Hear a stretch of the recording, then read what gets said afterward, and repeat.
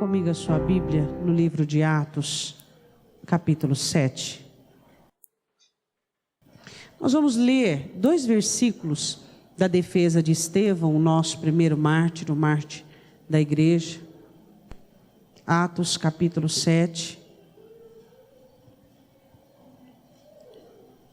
Versículo de número 38. Ele faz uma explanação sobre Moisés e sobre a história de Israel. Atos, capítulo 7, versículo 38.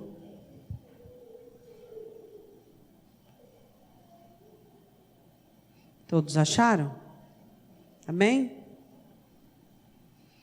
Este é o que esteve entre a congregação no deserto com o anjo que lhe falava no monte Sinai, e com os nossos pais, o qual recebeu as palavras de vida para nos dar, o qual nossos pais não quiseram obedecer, antes o rejeitaram, e em seu coração se tornaram ao Egito, dizendo a Arão: Faze-nos deuses que vão adiante de nós, porque a esse Moisés que nos tirou da terra do Egito, não sabemos o que lhe aconteceu. E naqueles dias fizeram o bezerro e ofereceram sacrifícios ao ídolo e se alegraram nas obras de suas mãos. Mas Deus se afastou e os abandonou, a que servissem ao exército do céu, como está escrito no livro dos profetas. Porventura me oferecestes vítimas e sacrifícios no deserto por 40 anos, ó casa de Israel. Antes tomastes o tabernáculo de Moloque, a estrela do vosso Deus Renfã, figuras que vós fizestes para adorar. Transportai-vos-ei pois para a Babilônia. Estava entre nossos pais no deserto o tabernáculo do testemunho, como ordenara aquele que disse a Moisés que o fizesse segundo o modelo que tinha visto, o qual nossos pais, recebendo-o também, o levaram com Josué quando entraram na posse das nações que Deus lançou para fora da presença de nossos pais até os dias de Davi. Podemos assentar. Eu li um pouco mais da passagem, mas, respectivamente, nós vamos falar de um versículo apenas. Nós vamos falar do versículo 39. Eu gostaria que você pudesse lê-lo novamente aí. Versículo 39. Ele fala sobre os pais, Israel, os líderes, e ele fala uma coisa assim, ó, que eles rejeitaram tanto a Deus quanto Moisés, coração viajante, e em seus corações, mesmo estando já a caminho da terra prometida, em seus corações retornaram para o Egito. Eu quero falar de uma viagem que muitas vezes e muitos cristãos têm feito. Um povo que teve o privilégio de deixar o mundo, o domínio do mundo, as imprecações e todas as maldições, as condenações do mundo, mas que por vias de insegurança, dúvida, por um combate não legítimo, por uma guerra perdida contra a carne, contra o mal, contra o passado, faça então uma guerra, que nela a alma perde e o coração volta para o Egito. Carregando as cargas, sofrendo os pesares, carregando o jugo, perdendo. Nesse versículo de número 39, você vê Estevão dizendo: os nossos pais não obedeceram, nem Deus, nem a liderança que Deus lhe impôs, e em seus corações voltaram ao Egito, e disseram a Arão: faça para nós um Deus, do qual nós podemos, respectivamente, entender que este é o Deus que nos tirou do Egito. Eu quero falar sobre essa viagem que o crente faz de volta. Mesmo estando dentro da igreja, mesmo estando em comunhão com seus irmãos, mesmo fazendo parte da ceia, mesmo fazendo parte do Espírito Santo, mesmo recebendo a palavra, no coração, faz uma viagem de retrocesso para o Egito.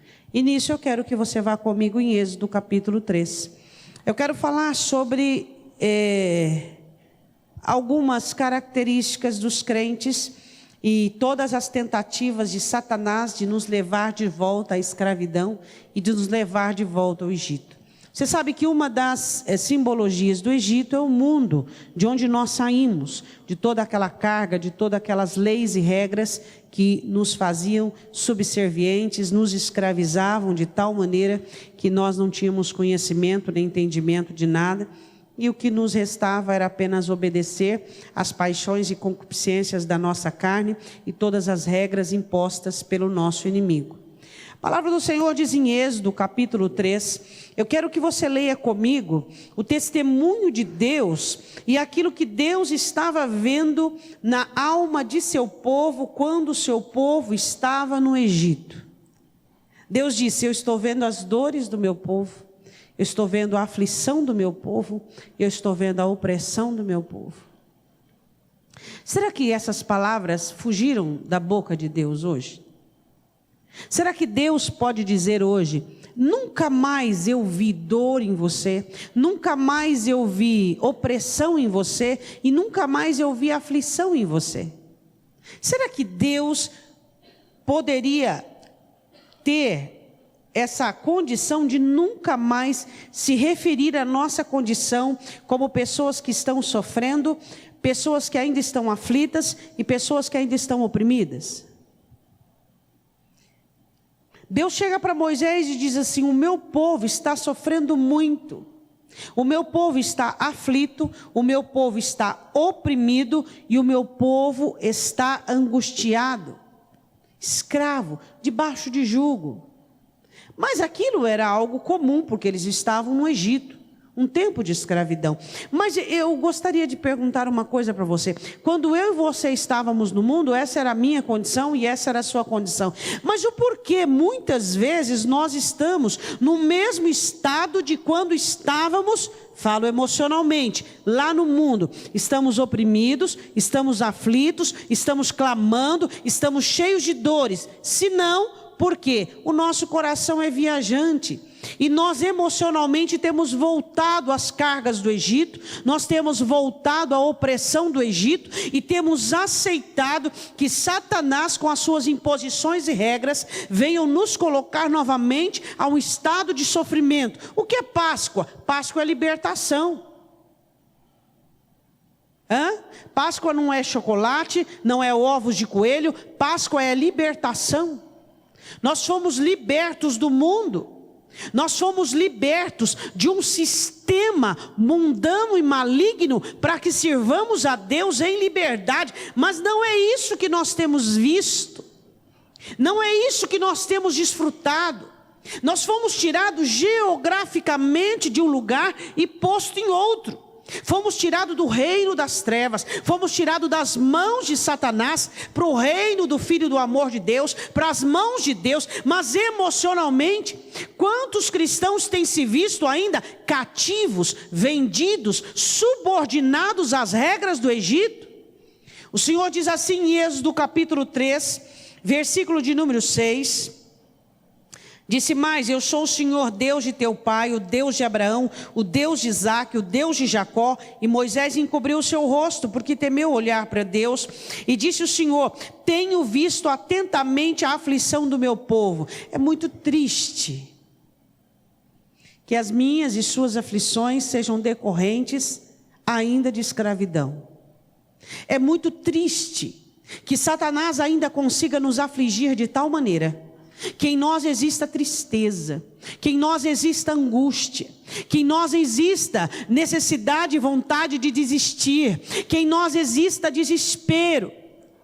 É muito triste nós chegarmos a uma conclusão, de olharmos para Deus e percebermos que essa é a fala do nosso Deus. Eu tenho visto a aflição do meu povo, que foi tirado do mundo, que foi arrancado das trevas, mas que ainda emocionalmente tem voltado para o cativeiro egípcio, e ainda está sofrendo em demasia a aflição. Será que, ou e quando, Deus olha para mim e para você e diz assim: tenho visto atentamente a aflição do meu povo? Quantas aflições nós temos vivido que o diabo tem proporcionado? angústias, dúvidas, incertezas, parâmetros totalmente descontrolados, exacerbados, situações ridículas das quais nós temos vivido. Quantas aflições eu e você temos trazido em nossa alma, que não é uma aflição comum por nós estarmos vivos, mas é uma aflição onde Satanás trabalha acirradamente para abater-nos, para colocarmos numa situação de miséria, numa situação difícil.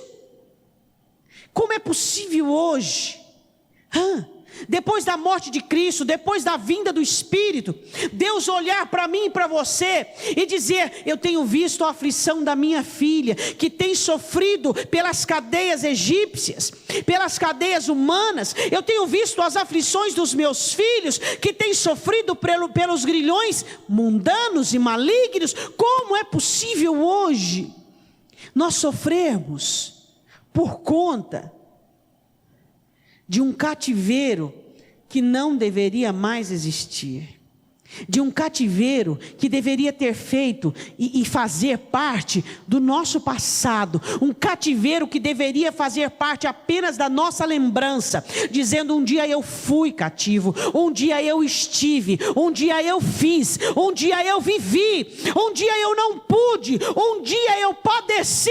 Mas o porquê conotações como essas fazem parte do nosso presente, e muitas dessas conotações têm preposições para o futuro?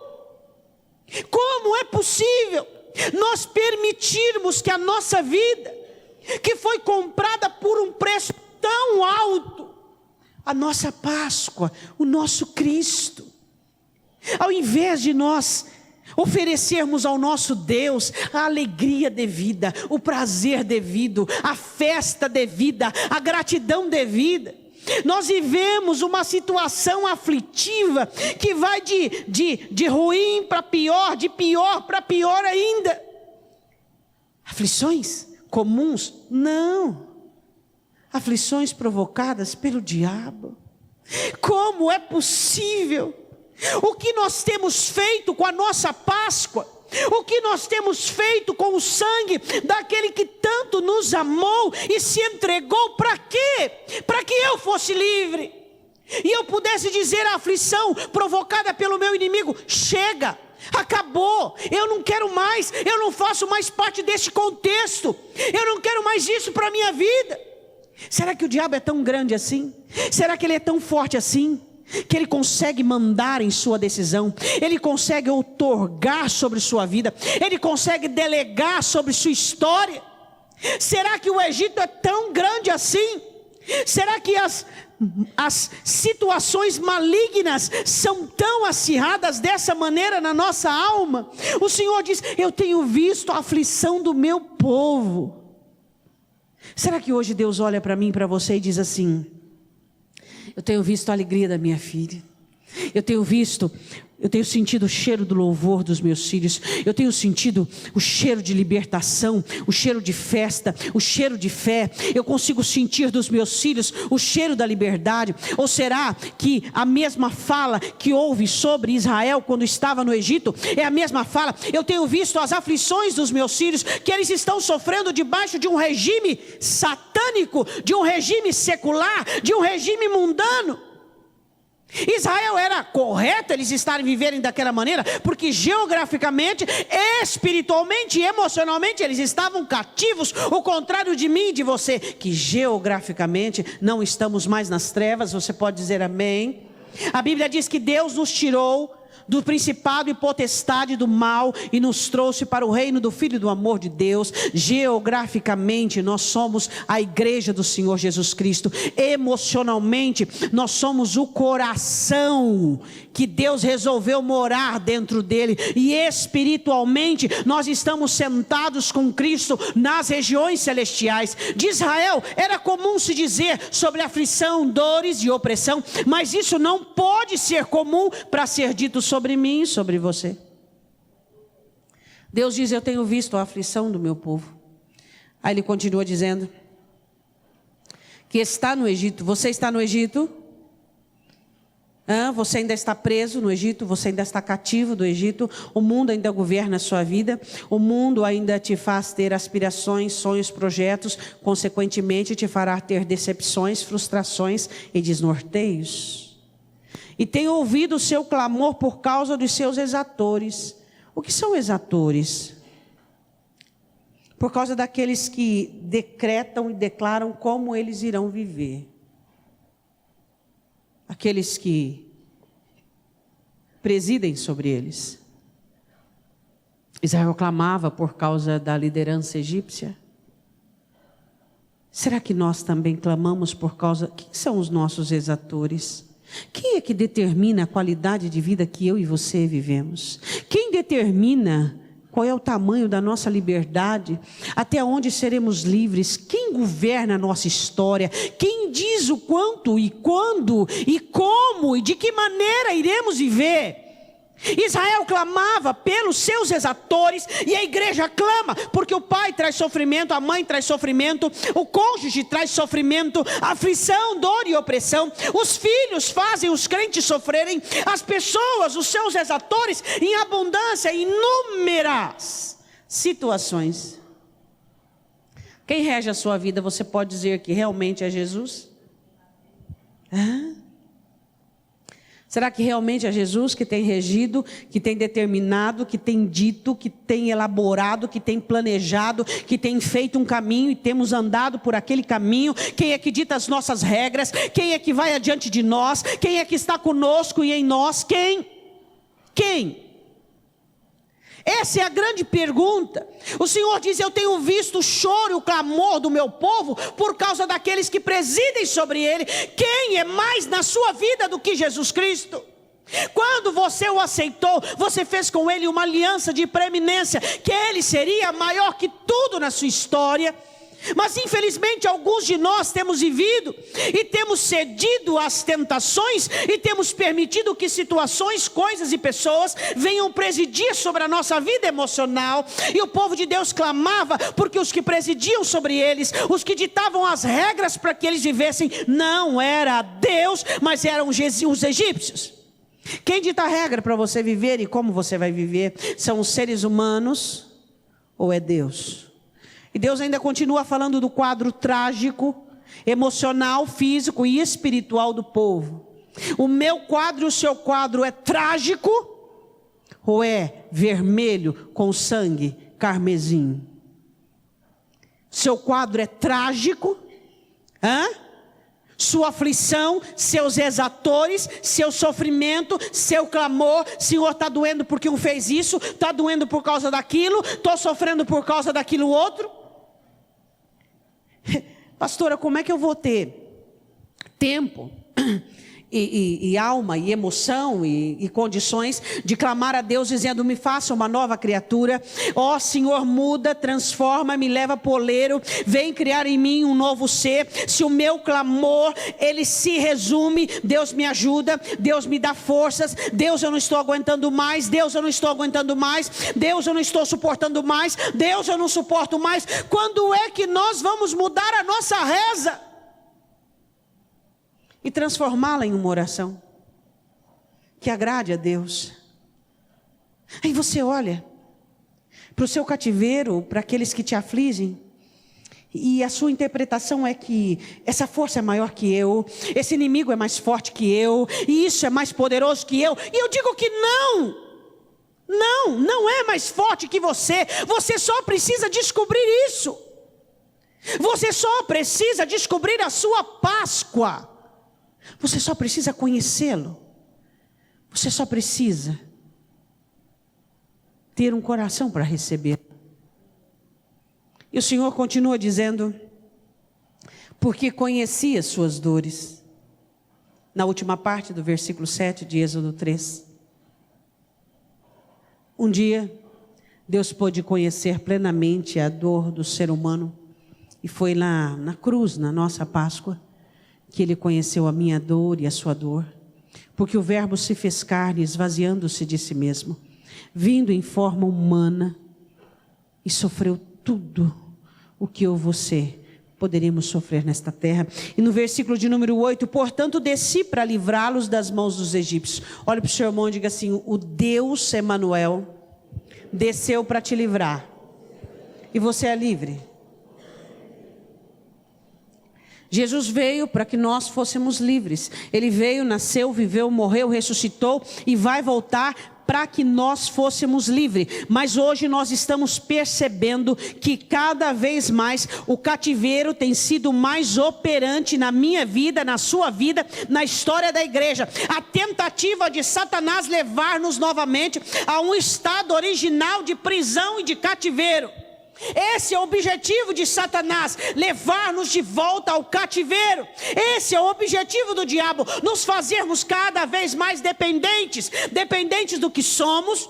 Você depende de quem você é, ou você depende do grande eu sou? O porquê você é tomado por tanta negativa com respeito à esperança de mudança e transformação? Porque você confia em quem você é, você acredita nas suas possibilidades, nas suas ferramentas. Onde está a nossa fé? Onde está a nossa fé? Que nós olhamos para Deus e acreditamos que Ele pode, que Ele é poderoso e que Ele é absoluto. Você ainda crê em milagre? Você ainda crê no poder e no governo dEle? O diabo trabalhava sobre o Egito como trabalha sobre a igreja, para que cada vez mais a igreja fique longe. Ela fique longe de uma interpretação correta do que é libertação. Libertação é você não mais sofrer por causa deste mundo. Libertação é você não mais ter ninguém regendo a sua história e a sua vida. Libertação é você não ser mais, como a mensagem de ontem falou, alcançado por dores, e essas dores se tornem inflamações, e essas inflamações gerem pragas e pestes sobre sua vida.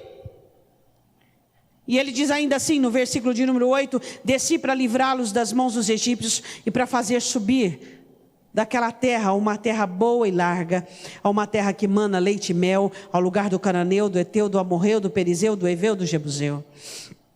Quando Jesus tirou você do mundo, Ele implantou dentro de mim e de você um novo governo, um novo reino. Ele habita dentro de você. Então Moisés chega para o povo, e eu quero que você analise a graduação agora, e você analise a reação deles, que foram e são muito semelhantes com a reação da igreja. Moisés chega e dá notícia para o povo sobre um Deus que queria livrá-los, um Deus que queria libertá-los, um Deus que queria levá-los dali para a grande promessa que havia feito a Abraão. E a reação foi ótima. A reação foi ótima. Libertação não é uma questão de reação. Para que nós sejamos libertos é uma questão de exercício e força. Todos os dias você tem que lutar contra os teus exatores. Todos os dias você tem que vigiar sobre aquilo que quer dominar sobre a sua vida. Libertação não é uma alegria. Libertação não é uma expectação. Libertação não é uma adoração. Libertação é um esforço contínuo e diário, como Paulo mesmo diz. Porque somos levados à morte todos os dias. A Bíblia diz assim em Êxodo capítulo 4, versículo de número 30. Que, já abriram? E Arão falou todas as palavras que o Senhor falara a Moisés e fez os sinais perante os olhos do povo. E o povo creu. Que bom, pastora. Aí eu digo, você tem fé? Tem. Você crê? Creio. Quantas horas, quantos minutos vão durar a sua fé? Até quando? Até o diabo fazer um pouco mais difícil a sua jornada? Hein? Você já parou para pensar o que é a sua fé? Já parou para analisar se a sua fé, ela realmente vem de um Cristo que morreu na cruz e que deu a sua vida? E que foi fiel até a morte, morte de cruz? Ou se a sua fé, você recebeu de um pastor que pregou para você, ou você recebeu de alguém que te evangelizou? De onde vem sua fé? A Bíblia diz que a nossa fé é a vitória que vence o mundo. E quando você permite que Satanás comece a ditar regras da sua vida, deixando você ficar dentro da igreja, mas dizendo: a sua alma é minha, e se não for por completo, grande porcentagem dela será. Por quê? Porque eu provocarei aflições e dores, porque eu criarei exatores para dominar você. Você pode ficar dentro da igreja, mas quem governa suas emoções sou eu, diz o diabo. E a palavra do Senhor diz assim, que o povo creu naquilo que foi dito. Uma fé sem base, sem estrutura, sem prova. Não existe fé sem provas. A fé você recebe pelo ouvir a palavra, e ela tem que ser provada para que ela fecunde, enraize na sua vida e você possa dizer: eu tenho fé. Você só pode enxergar a sua fé é na hora do vale, é na hora do lugar difícil, da hora difícil. Você pode dizer: eu tenho fé. Porque é muito fácil dizer: eu tenho fé no monte. É muito fácil você dizer: eu tenho fé no oásis. É muito fácil você dizer: eu tenho fé em jardins. É muito fácil nós termos fé em momentos fáceis e hábeis para nós. Você enxerga a sua fé são nos momentos difíceis.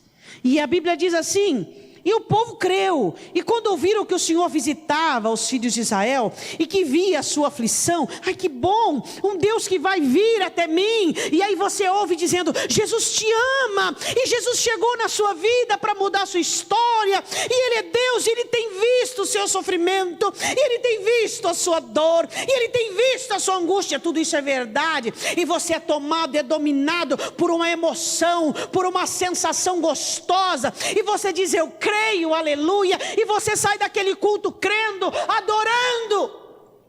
Mas isso não vai durar muito tempo, porque uma fé gerada por uma exposição não dura. A fé que dura não é quando você ouve dele, mas é quando você o vê. E você não vale e chora. E você olha para ele e diz assim: tu não vais me tirar daqui? E ele diz: ainda não. Essa é a fé genuína, essa é a fé verdadeira. A fé de quando você está no deserto e você diz: a passagem já está comprada, vamos embora. E ele diz: por que você tem pressa? Se é aqui que eu tenho visto o seu coração, se é aqui que eu tenho sido tão real para você, fora daqui você é obsoleto, você é distante de mim, você fica distraído com tantas coisas, até com aquilo que eu te dou e te abençoa, você usa para se afastar de mim. Por que você tem pressa de sair de um lugar onde você é só meu? Só meu. Aqui neste deserto você é só meu. Aqui as bênçãos não são seus donos, o bem-estar, nada te possui, só eu. Você é só meu. Por que você tem tanta pressa de sair daqui? E nós somos assim. Temos muita pressa de nos livrarmos daquilo que nos faz bem, e também muita pressa de cairmos naquilo que nos faz tanto mal. E o povo creu. Creu porque ouviram de um Deus que estava por vir para livrá-los. Um Deus que era empático, misericordioso com as dores e o sofrimento. Deus é só isso? Ei, meu irmão, será que eu procuro um Deus que apenas se compadece da minha dor? Um Deus que vai vir para me livrar, que vai vir para me tirar do meu sofrimento e da minha angústia? Ou será que eu sirvo um Deus do Salmos 91? Estarei com ele na angústia, e depois dela o retirarei. Será que eu quero um Deus que virá para mim, que é misericordioso com as minhas dores, mas que não está comigo nas minhas aflições e mesmo quando elas pioram? A igreja espera um Deus apenas resgatador, um Deus empático, misericordioso, que sente as suas dores, que é misericordioso com respeito a tudo que a igreja passa, um Deus que vem livrá-la. Mas a igreja não busca um Deus que a fortalece, que a ensina a ter fé. A igreja dificilmente busca um Deus que busca fé. A Bíblia diz assim, os filhos de Israel que via sua aflição inclinaram-se e adoraram, só que esta fé não durou muito tempo. Já passou por um momento em que a sua fé não durou muito tempo? Pois é. Essa fé não durou muito tempo, foi apenas uma reação. Aí o inimigo, vendo a proposta de liberdade, porque você sabe que o diabo vai lutar com todas as armas para você não ser livre, né? O diabo vai fazer de tudo para que você continue no cativeiro. Você pode vir à igreja desde que você esteja no cativeiro, para ele tudo bem. A Bíblia diz assim em Êxodo, capítulo 5, versículo de número 4. Então disse-lhes o rei do Egito, Moisés e Arão: por que fazeis cessar o povo das suas obras? Trabalho, trabalho, trabalho. Ide as vossas cargas. Diga cargas. É o que o diabo quer para mim e para você. Uma vida pesada, tudo difícil, sobrecarregado, dores, sofrimento, tudo difícil, família com dificuldade, vida financeira com dificuldade, tudo difícil, tudo difícil. Quando o faraó descobre sobre a proposta de liberdade, ele diz: vocês voltem às cargas de vocês. Você tem aceitado essa proposta do diabo para a sua vida? Volta para a sua carga. Volta para ser preocupado, aflito, nervoso, irado. Volta para continuar sendo duvidoso, incrédulo. Volta para ser preocupado, azafamado. Volta. Volta para as suas cargas que você tinha no Egito. Quantas pessoas voltaram? Quantas pessoas que estão dentro da igreja que desconhecem o que é essa palavra liberdade? São pessoas que sofrem por seus dilemas pessoais. Pessoas que são defraudadas por suas carências e suas necessidades. Pessoas que carregam cargas. E mesmo que você queira ajudá-las, é difícil. É muito difícil. Porque carregar carga é uma questão de opção. As pessoas optam por sofrer. Pastora, quem em sã consciência optaria pelo sofrimento? Mas quem diz que é sã consciência? Você esqueceu da serpente, que é encantadora, e que faz com que as pessoas dizem assim: fazer o quê? Assim mesmo, eu sou crente, mas a minha vida é assim, fazer o quê? Eu não consigo, eu não dou conta, eu não mudo, as coisas não mudam, eu tenho que aceitar as coisas do jeito que elas são. O diabo diz para você constantemente: volte para o seu pecado, volte para a sua carga. Pastora, mas então o demônio é poderoso, o demônio é absoluto, ele é soberano, ele é um ditador e ele governa. Não!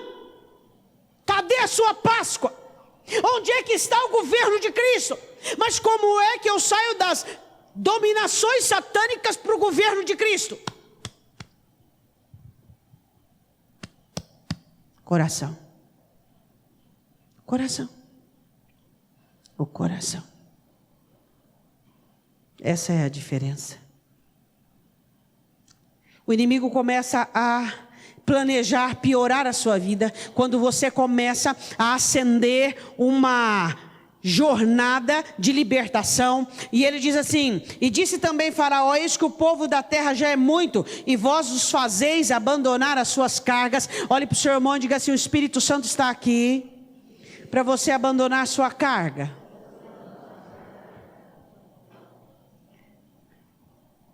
Jesus diz: gente, chega de jugo, pega o meu jugo é suave, o meu fardo é leve. Gente, vamos parar de sofrimento. Filhos, vamos parar de sofrimento. Mas a igreja insiste em ser uma igreja sofredora. Igreja sofredora por almas, pelo evangelismo, por mudança? Não, sofre por causa que o coração é viajante. O coração, como diz Estevão em Atos, voltou para o Egito. Está debaixo dos exatores, está debaixo da aflição, está debaixo do domínio e das dores do Egito. O corpo está na igreja, mas a alma não. A alma ainda exerce sobre ela um domínio maligno. E Satanás está contente da vida? Porque Ele não quer saber onde está o seu corpo, Ele quer saber como vai a sua alma, esse é o interesse dele.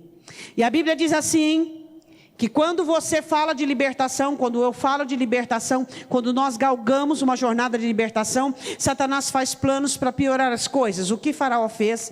Ele diz assim, vocês não irão receber mais palhas para fazerem tijolos, vocês irão buscar as palhas e fazerem tijolos, e tem mais, as contas dos tijolos serão os mesmos. Se vocês faziam 30, serão 30 sem palha, vocês irão ter que buscar a palha. Isso é impossível. O diabo pode piorar a minha vida? Pode. Por quê?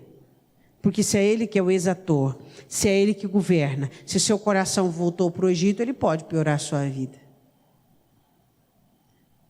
Aquele que está em... Pode completar? Cristo, o maligno não lhe... Estar em Cristo. Esse é o segredo. A Bíblia diz assim no capítulo 5, versículo de número 7. Daqui em diante não torneis mais dar palha ao povo para fazer tijolos, como fizestes antes. Vão eles mesmos e colham palha para si, e lhes imporei a conta de tijolos que fizeram antes, nada diminuireis dela, porque eles estão ociosos, por isso clamam dizendo, vamos, sacrifiquemos ao nosso Deus. Agrave-se o serviço sobre estes homens, para que se ocupem nele. Olha o que eu descobri. Versículo 9. Olha o que eu descobri. Agora você descobriu isso aí? O que está escrito aí no versículo 9? Qual é a estratégia mais fácil de Satanás para você não ter fé, não confiar na palavra de Deus? Olha o versículo 9, está aí dizendo. Um crente que tem fé e confia na palavra, a fé é a vitória que vence o mundo. Não há barreiras, não há situações que serão intransponíveis. Ele conseguirá saltar e mover tudo. Mas se Satanás conseguir fazer com você, o versículo 9, agravar o serviço, agravar os problemas, fazer você se ocupar neles, orar somente sobre problemas, pensar apenas em problemas, sofrer por problemas, alegrar-se pela solução dos problemas, balbal fé. Acabou a fé. A fé vai embora. Qual é a estratégia de Satanás? Vou agravar o serviço, vou agravar a vida, agravar o problema, vou fazer com que eles se ocupem dos problemas. Qual o problema seu que está nas mãos de Deus? Então, se ele está na mão de Deus, ele não te dá mais gastrite, ele não te faz mais chorar, ele não te faz mais perder o sono. As suas orações não são somente neste problema, suas orações são de adoração, de louvor, de vigor, de força. Quando é que você percebe que um problema é a sua ocupação, que você é um problema ambulante? Quando você pensa nele e ora por ele, e é só aquele problema. O que Satanás fez? Ele destruiu a sua fé por meio da sua ocupação no problema. Isso é uma estratégia que ainda funciona. O diabo diz, eu te faço sofrer mais com essa situação. Você fica dominado por ela, só pensa nela, só se ocupa, e aí você não vai crer na palavra. A palavra não vai ter sentido para você. Você vai estar tão cego, tão abarrotado, com tanta dor, tanta aflição, tanta impossibilidade, que olha o final do versículo de número 9. E não confie em palavras mentirosas. Essas palavras mentirosas eram a palavra de Deus. Olhe para o seu irmão e diga assim, quando você está ocupado com os seus problemas, a fé não tem chance na sua vida. Quando algo te atrai a sua atenção, mais do que Jesus Cristo, a sua fé está saindo pela porta dos fundos. Jesus tem que ser o centro da sua atenção. Jesus tem que ser o centro das suas aspirações. Quando a sua fé, ela encontra em você um envolvimento exacerbado com os seus problemas, não tem chance. A Bíblia diz assim: mais trabalho para destruir a fé, o inimigo resistente. O povo fica abismado com a atitude de Faraó, dizendo: mas como é possível? Nós aqui, no versículo, no capítulo 4, adoramos Deus que vê a minha aflição, não é assim que diz os crentes? Deus misericordioso, Ele falou que viu a minha dor, Ele está vindo ao meu resgate. O diabo vai deixar com facilidade? Não, vai atrapalhar. Ué, mas não é esperado, o mundo jaz no maligno, você está no mundo e o inimigo piora a situação. Aí o quê? A fé é que resiste. Eu creio, é a palavra de Deus. Esse problema não terá minha atenção. O diabo não vai minar minhas forças, não vai tirar minha alegria de servir a Deus. Não! O diabo é muito astuto. Quando ele percebe que você está num bom tempo de crescimento, quando ele percebe que você está num tempo de ascensão espiritual, ele começa a perturbar a sua vida para atrair a sua atenção para um problema, para fazer você chorar sobre isso, você pensar só nisso, você viver em função disso, e aí você abandona o seu projeto de crescimento, não galgando a sua busca pela libertação. O povo fica abismado e vai falar com Moisés, e Moisés também, iniciando em sua missão, no capítulo 5, versículo de número 22, ele diz assim, leia aí comigo: então, tornando-se Moisés ao Senhor, o povo veio reclamar para ele, né? Senhor, por que fizestes mal a este povo? Por que me enviaste? Aí vem: Senhor, mas eu estou fazendo essa campanha de libertação. Senhor, mas eu estou melhorando. Senhor, eu estou mudando nisso. Mas por que, Senhor? A coisa piorou em vez de melhorar. Você queria o quê?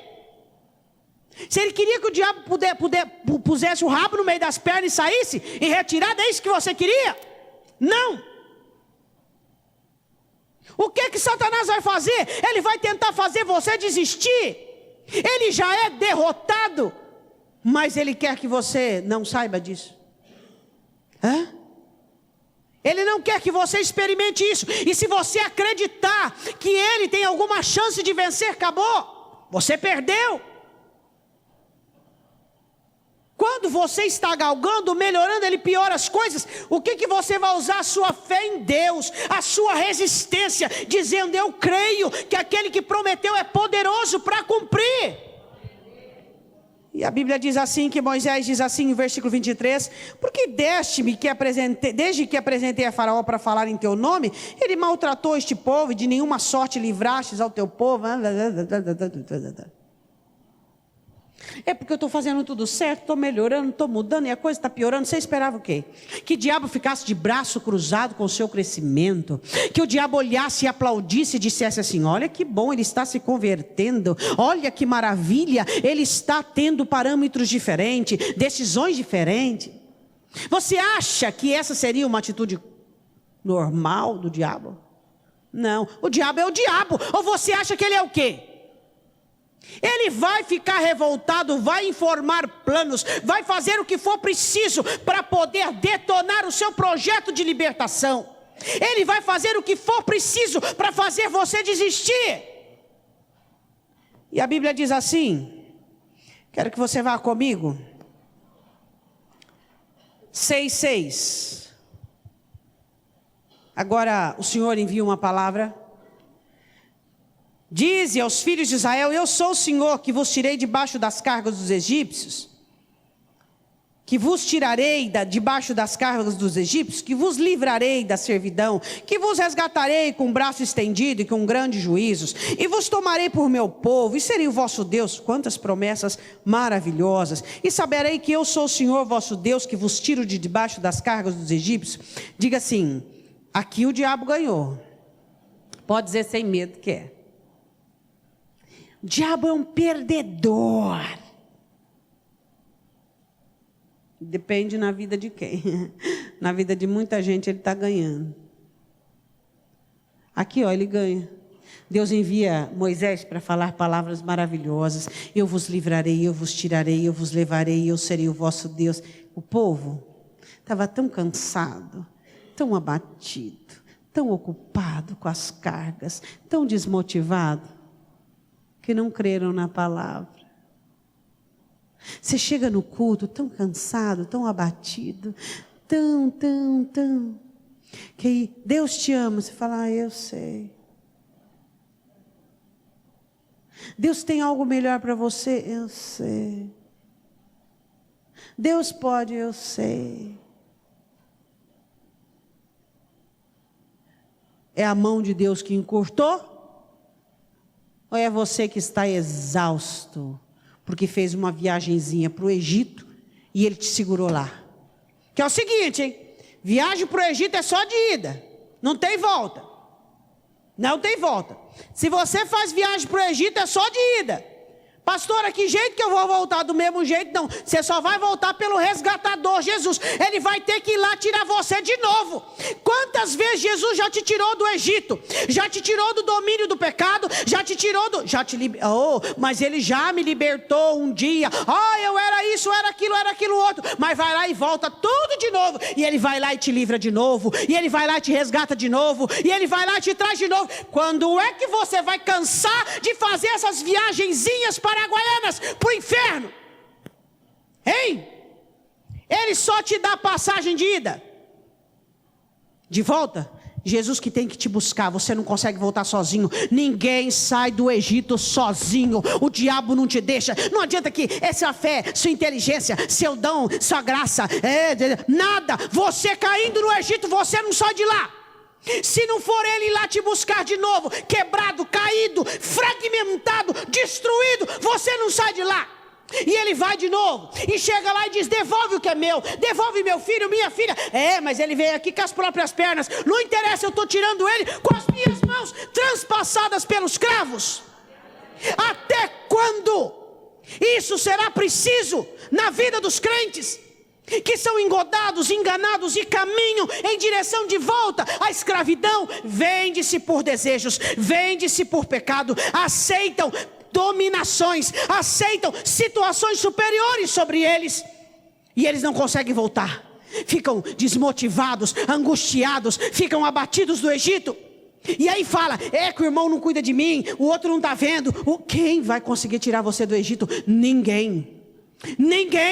Ser humano algum, abençoado que seja, consegue entrar no Egito e tirar de lá, a não ser o seu Deus Emanuel, que desceu para quebrar o domínio do Egito sobre sua vida. E ele vai lá e te tira, e te limpa, e te lava de novo, e te coloca dentro da igreja, e te insere no corpo dele. E quantas viagens você já foi para lá? No momento você está lá?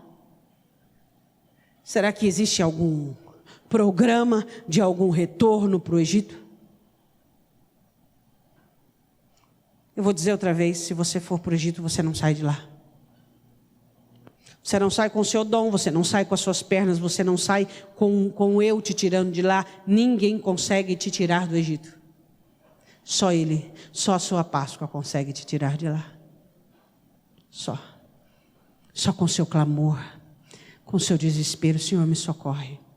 Eu fiz uma viagem, comprei a passagem, eu não sabia que era só de vinda. Não tinha retorno. Só Ele consegue te tirar do Egito. A Bíblia diz assim, no versículo de número 7.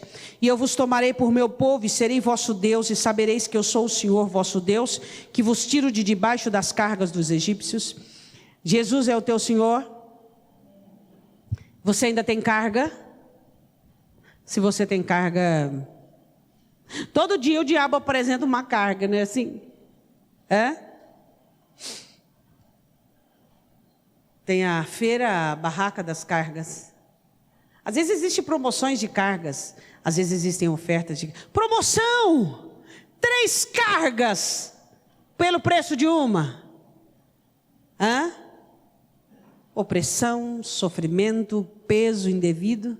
Você pode aumentar algum centímetro na sua estatura, mudar alguma coisa no dia de amanhã, tornar um fio de cabelo branco, a não ser com tinta ou escuro.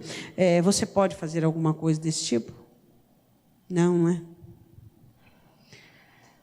A Bíblia diz assim: vos levarei à terra acerca da qual levantei a minha mão, jurando que a daria a Abraão, a Isaque e a Jacó, e vô-la darei por herança eu, o Senhor. Deste modo falou Moisés aos filhos de Israel, mas eles não, por causa da dura servidão. O inferno é ou não é um tanto esperto? Eu os faço sofrer, ocupo-os com os problemas, coloco-os em dura servidão e eles não vão crer na palavra, porque a palavra liberta. O que a Bíblia diz em João capítulo 8? E conhecereis a verdade vos libertará. Abaixo, e se o Filho vos libertar, verdadeiramente sereis livres. E o verbo se fez carne. Ele é o Filho de Deus que nos liberta. A palavra de Deus nos liberta. Mas se nós estamos cansados o suficiente, sobrecarregados e aprisionados, para não crermos na palavra, ocupados com o trabalho, com a vida, com as aspirações, com os sonhos, com os projetos, a palavra vai vir, vai passar de largo, não vai gerar fé e vamos ficar sem a única ferramenta que combate a escravidão, que é a palavra de Deus.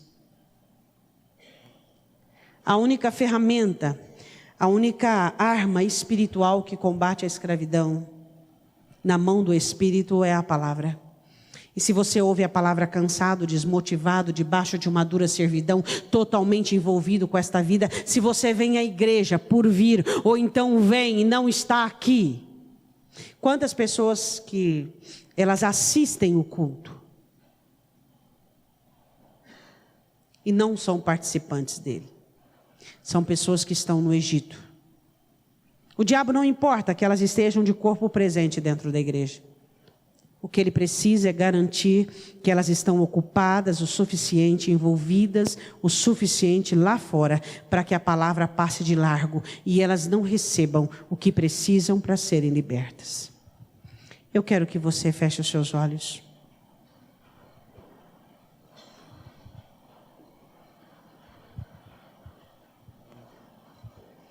Todos os dias eu e você recebemos convite para julgos e cargas malignas do Egito. Realmente nós queremos sofrer como antes? Queremos estar sem saída e sem solução como antes vivíamos? Não. Mas o porquê muitos de nós cedemos? Porque muitos de nós subjugamos e a nossa subserviência ao inimigo e permitimos? Qual é a carga que o diabo coloca sobre você? O pecado? Por meio de sua carência e necessidade, ele te leva ao pecado? Ou então a carga que ele coloca sobre você é a carga sobre dores e sofrimento? Ele te faz sofrer e te faz estar em dores.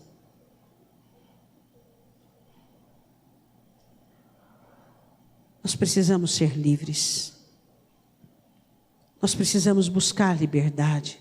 Você precisa identificar as astutas ciladas de Satanás, que chega sorrateiramente, camufladamente perto de você, te oferecendo um sofrimento, uma dor, para que por meio desta dor ele capture os seus sentidos e faça de você um prisioneiro. E você se ocupe demasiadamente da situação ou do problema, achando que o seu sofrimento será útil para alguma coisa. Sua preocupação e seu sofrimento não ajudam em nada. Ao contrário, um instrumento que Deus usaria como fonte será inapto, porque sofreu em demasia. A mesma estratégia Satanás usa nos dias de hoje. Ele captura por meio dos problemas, por meio das dores, envolvendo-nos nos trabalhos, envolvendo-nos nos projetos. E aí você chega no final do dia e diz: ai, que bênção! Hoje eu fiquei ocupado o dia todo, hoje eu trabalhei o dia todo, hoje eu fiquei envolvido e produzi.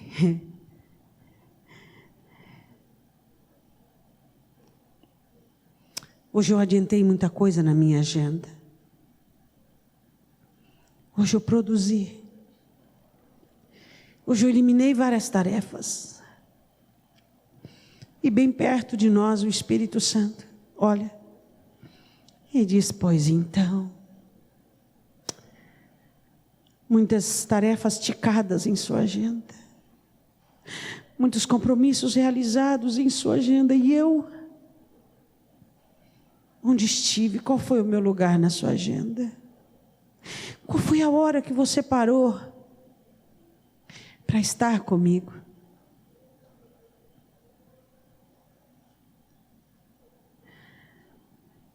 Você só tem uma agenda humana? Só uma agenda humana? Você só tem compromissos humanos? Só? Quantas vezes eu ganho e o céu perde? Quantas vezes o céu trabalha para você ganhar e o céu está perdendo você? Cada vez mais você fica mais distante dele. Você acha que uma conversa sobre ele com seus amigos substitui a presença dele e a solitude dele contigo?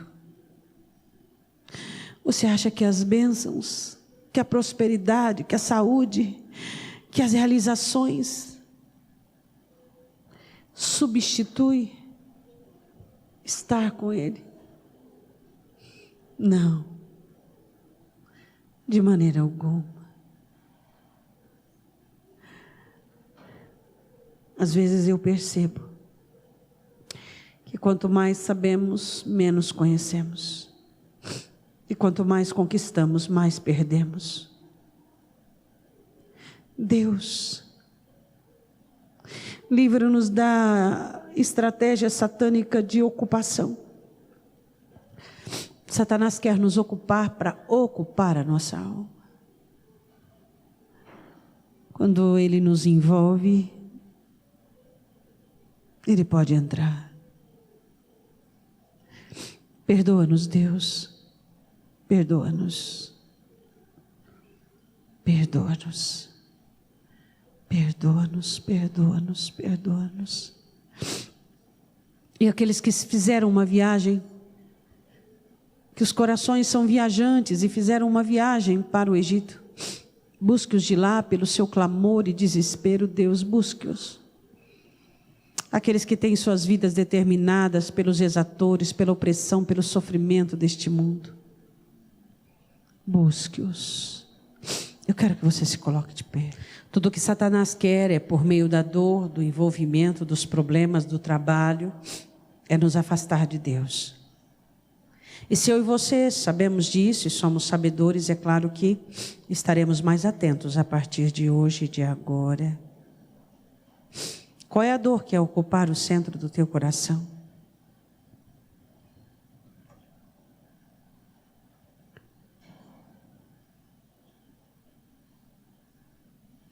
Seja mais esperto do que as trevas.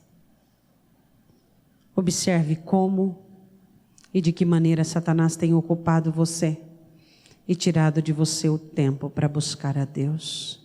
Eu quero que você coloque a mão no seu coração e diga assim: meu Deus, os meus olhos se abrem pela tua palavra e eu quero libertação, porque eu tenho o Filho de Deus e em nome de Jesus eu tenho o resgatador que me tira do Egito, que tira minha alma do Egito e que me dá um lugar diante do trono de Deus.